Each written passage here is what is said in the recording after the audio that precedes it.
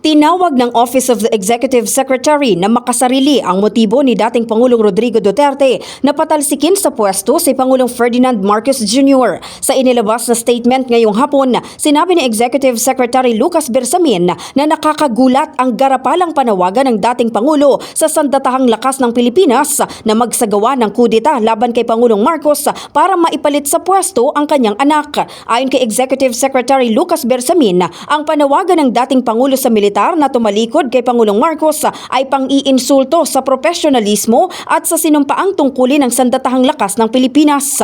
Itinuturing din niya itong pagbaliwala sa saligang batas at pagtatangkang magdulot ng kaguluhan para sa sariling interes.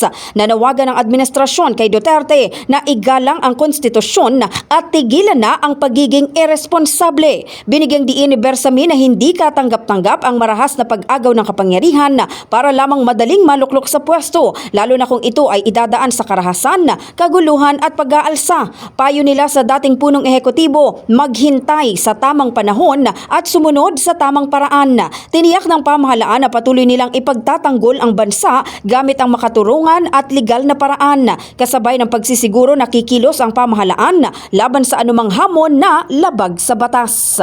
In the heart of changing lives, ito si Brigada Maricar Sargan ng 105.1 Brigada News FM Manila, The Music and News Authority.